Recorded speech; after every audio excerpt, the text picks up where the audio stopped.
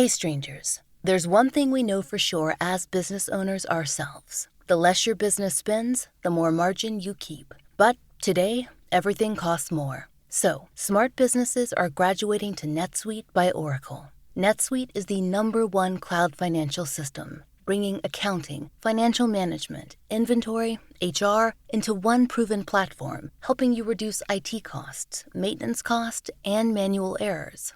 Over 37,000 companies have already made the move to NetSuite. Backed by popular demand, NetSuite has extended its one-of-a-kind flexible financing program for a few more weeks. Head to netsuite.com/strange. netsuite.com/strange. Hey, true crime fans! Tired of ads interrupting your gripping investigations? Good news. With Amazon Music, you have access to the largest catalog of ad-free top podcasts included with your Prime membership. After all, ads shouldn't be the scariest thing about true crime. To start listening, download the Amazon Music app for free or go to amazon.com/ad-free-true-crime. That's amazon.com/ad-free-true-crime to catch up on the latest episodes without the ads.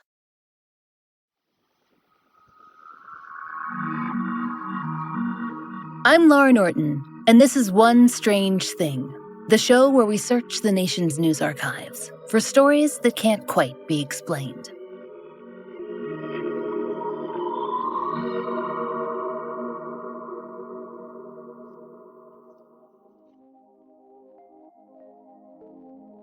Strangers, we think that it's safe to say that, as of late, the world has been distinctly lacking in magic. There's an alarming vacuum when it comes to genuine, sweeping wonder, the kind of fantastic story that strikes a chord in a town or a state and gathers everyone up in the excitement of wanting to believe. Let it be said, we do enjoy our creepypastas and our viral videos. We hope that's obvious. But the purely digital spread of this or that creature or the 100th Reddit spooky tale lacks a certain something. As we sift through the news archives and we rediscover the last century's bizarre tales of vampire panics and bleeding houses and haunted furniture, we can't help but be a little jealous. As soon as something interesting hits our news feeds today, it's explained away as AI in less than 5 minutes. There's no drama to it. Of course, the internet is going to be a part of any modern paranormal story. We can't live without it. And we'd have a hard time delivering podcasts to you if we had to do that manually. But we do pine for a good local story that springs up in the regional news. That's why we were so pleased when we first encountered a tale that popped up in Fresno, California, back in 2007. Now, Fresno does have at least some reputation for being, well, strange. Perhaps not nationally, as the city is more properly known for being in the San Joaquin Valley and being home to a vast array of agriculture and architecture. But if you dig just a little deeper, and we have, you'll uncover a nice little lizardy underbelly of the unexplained. In fact, there's an entire website, Weird Fresno, devoted to the subject. Its author, Michael Banty, has been tracking the San Joaquin Valley's unexplained news and digging into its shadowy history since 2008. And it's safe to say that he has not run out of material. With a tone varying from serious documentation to respectful bemusement, Michael's blog details everything from UFOs to a, quote, supposedly evil gnome that was terrorizing a farmhouse. According to an article that Michael wrote for the site Fresno Yes, if you have a mind, you could keep yourself busy with Fresno's haunted sites for days. There's the Kearney Mansion, a landmark allegedly haunted by its owner and some ominous entity called the White Witch. The Chandler Airport, which is apparently teeming with stranded spectral travelers. The Fresno Central Library, which seems to have a rather cheerful ghost librarian tending to the second floor, and the list goes on. Truly, strangers, this is just scratching the surface on the weirdness happening in Fresno and other areas in the San Joaquin Valley. But those stories, and there are plenty, shrink in comparison to one tale that crept out of the Fresno night back in 2007. The tale has slowly gained nationwide acclaim and delivered onto us what we craved, a new paranormal delight.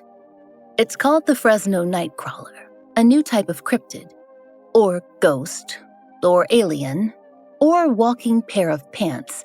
It's complicated to explain, honestly, but whatever it is, it took the paranormal world by storm.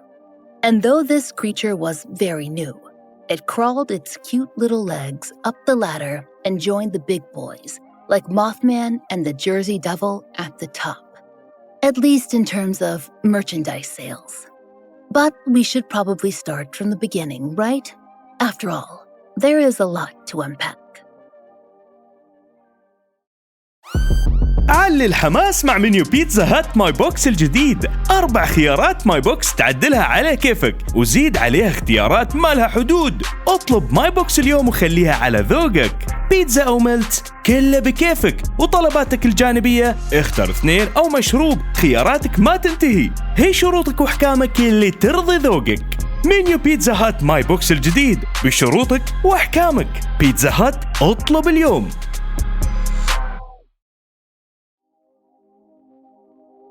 The tale of the Fresno Nightcrawler is really the tale of the Nightcrawlers, plural. It began with a semi-anonymous local who captured some very strange footage on his home security system. According to the Business Journal, the man, only identified by his first name, Jose, had a fantastic story to tell. At about 12:41 a.m., his cameras picked up footage of what seemed to be 2 long-legged, bipedal white figures walking across his yard. When we say creatures, please don't imagine anything even vaguely human. Think of, say, a pair of animated white leggings or sweatpants out for a stroll by themselves. This footage is still available on YouTube and you can watch it for yourselves. If you squint, it looks like there might be a blobby sort of head sitting on each set of legs, but that might be wishful thinking. Really, scuttling ghost trousers is what you should be thinking of. While that does sound adorable to us, we weren't the ones who woke up to discover strange white creatures creeping across our property. According to the Sacramento Bee, Jose was understandably concerned, and he decided to take the footage to his local Univision station. From there, the Merced Sun-Star reported that local paranormal investigator Victor Camacho was brought in. He was consulted to analyze the video and to offer his opinion. Victor was then the host of a late-night paranormal radio talk show, and he discussed his experience in a presentation for MUFON, the Mutual UFO Network, that we found on YouTube. According to Victor, he was brought in to personally interview Jose too, and he got a good deal more information on the incident itself. According to Victor's talk, Jose was actually awakened that night by the frenzied barking of his dogs. Jose assumed that someone was in his front yard, maybe a thief. That's why he'd put in a security system in the first place. Victor explained that when Jose checked the monitor, quote, he saw those things crossing his yard. Those things, of course, are the creatures we now know as the Fresno Nightcrawlers.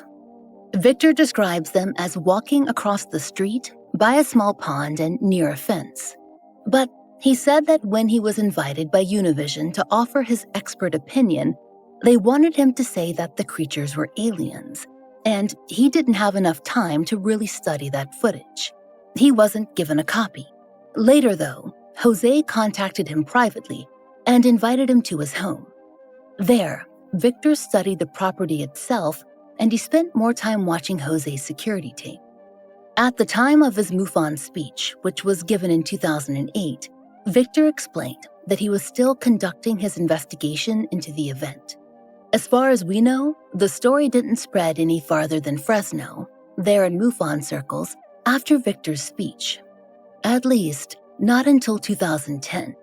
That's when a TV show, Fact or Faked, Paranormal Files, caught wind of the tale and decided to investigate.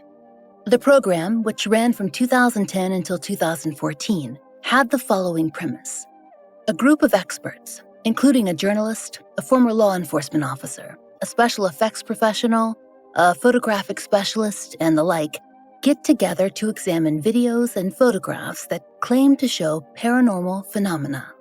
As you might imagine, producers were keen to review that tape of what amounted to a couple of pairs of shimmying athletic pants that had scampered across a suburban lawn, and to judge whether the whole thing had been faked. Strangers, we watched that episode. In the case of the Fresno Nightcrawlers, their investigation took them to, yes, Fresno, where they spoke with Jose. He was willing to appear on camera, and in Spanish, he told the story and he walked the team around the yard, describing the original scene. His home was fenced in with wrought iron, and Jose told them that the gate was closed at the time the Nightcrawlers were recorded. The team later ran voice analysis on Jose, a kind of lie detector stress test, and he passed. The team then tested a few theories to disprove the video. First, they had a neighborhood child who seemed willing, if somewhat baffled, march across the yard in all white to see if he looked anything like the original creature. He did not. The boy was too short and the movement was all wrong. Then they set up a skeletal mechanical puppet, but it seemed too stiff, even when they draped it in a sheet. They couldn't recreate the smooth, swift motion of the Nightcrawler or capture its gait. Even with the editing tricks, they felt that they couldn't pull it off. So they posed another theory. Perhaps the Fresno Nightcrawler was an animal native to the Joaquin Valley. But when they staked out the area, they couldn't find anything living that fit the bill. Though there was a lot of night vision and thermal visioning and running around in the woods, which we do always appreciate. So, their ultimate ruling? The video footage of the Fresno Nightcrawler seemed to show something very difficult to fake. And so, perhaps, something truly unexplainable. So, this seems to be some support for the theory that we honestly would love to believe, that there's a new cryptid or something on the scene, right?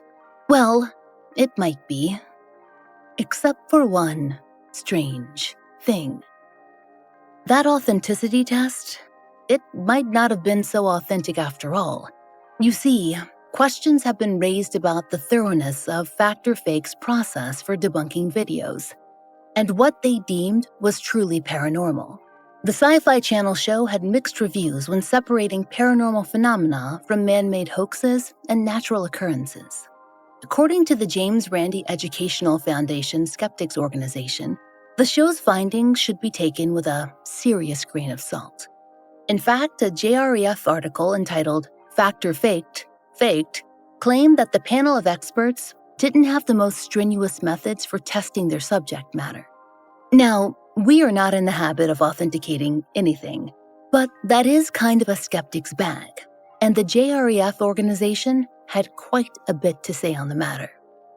The author wrote that their, quote, research methods are questionable.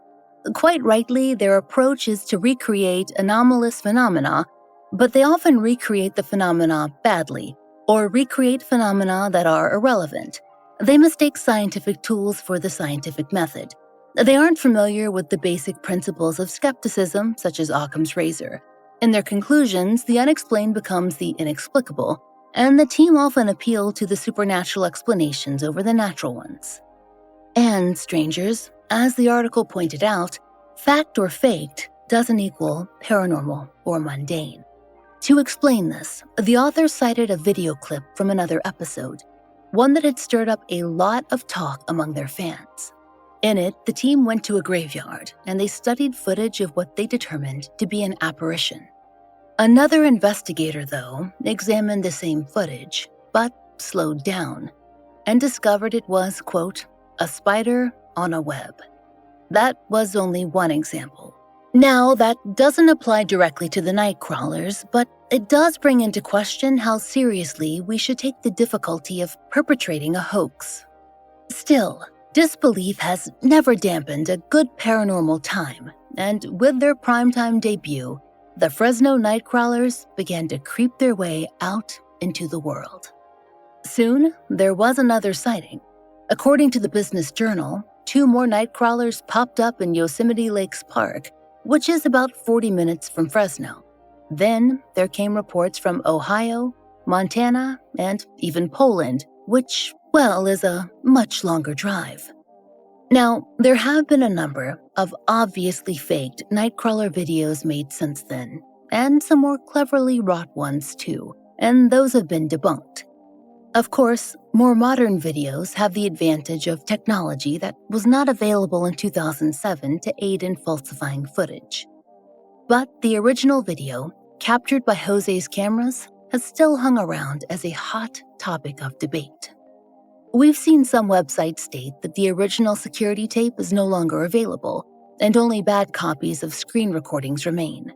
That makes it more difficult to truly analyze what exactly happened that night and what on earth toddled its way across a Fresno yard. Remember Victor Camacho, the original expert who was consulted by Univision? Back in 2008, when he gave his speech to MUFON, he still hadn't decided on what he thought about all that footage. But since then, he's offered further opinions as the tale of the Fresno Nightcrawlers has spread. Per the Merced Star, Victor currently, quotes, believes the footage is real. Now, he's not talking about all those other videos that have popped up, just the original. In that case, he hasn't settled on a cryptid or a ghost as the answer. Rather, he thinks that the creatures could be from some species of, quote, extraterrestrial insectoid that he describes as approximately 3 feet tall and resembling a praying mantis. Michael Banty, the author of Weird Fresno, he told the Merced Sun-Star that the Nightcrawlers always reminded him more of, quote, fairy people. As for whether they were actually real, Michael admitted that, quote, his gut was telling him one thing and his head another. But as he pointed out to the Fresno Bee, he did enjoy that the Nightcrawlers had brought Fresno its own, quote, freaky fame. And that certainly is the case. As far as we know, no one's ever claimed to have a personal encounter with a Nightcrawler, but it's early days yet. Who knows what's to come? Whatever it was that crept across Jose's yard that night, like, as Michael said, 2 pairs of animated pajama pants. It certainly has struck a cultural chord. The Fresno Nightcrawler, as scant as the evidence might be, has breathed some leggy little life into a cryptid world that had perhaps gotten a little stale. And for that, we are grateful and always willing to buy more merchandise. We'll be watching our doorbell cameras closely too, just in case anything happens to wander by. After all, you never know what might decide to take a stroll. If it's a pair or 2 of walking pants, well, we're all in. We hope you'll join us next time for another real-life story from the fine print of America's local papers, from the lives of regular people, just like you and me, except for one strange thing. Strangers, I've released my first book, and it's available everywhere now as audiobook, hardcover, and ebook. I read the audio version myself. It's called Lay Them to Rest, and it's about John and Jane Doe's, my years-long experience following forensic experts around the country, and our efforts to solve the mystery of a cold case. One Strange Thing is an independently produced podcast.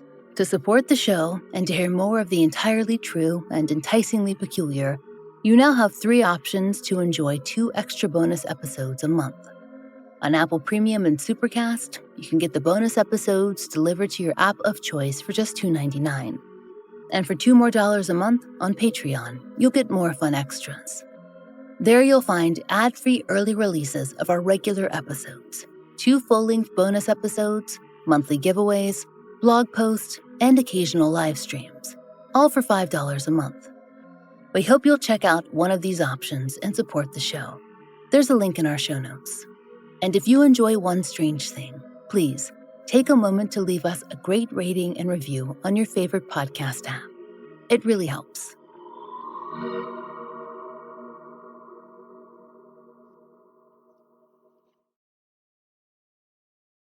This episode is brought to you by Progressive Insurance. Whether you love true crime or comedy, celebrity interviews or news, you call the shots on what's in your podcast queue. And guess what? Now you can call them on your auto insurance too with the Name Your Price tool from Progressive. It works just the way it sounds. You tell Progressive how much you want to pay for car insurance, and they'll show you coverage options that fit your budget. Get your quote today at Progressive.com to join the over 28 million drivers who trust Progressive. Progressive Casualty Insurance Company and Affiliates. Price and coverage match limited by state law.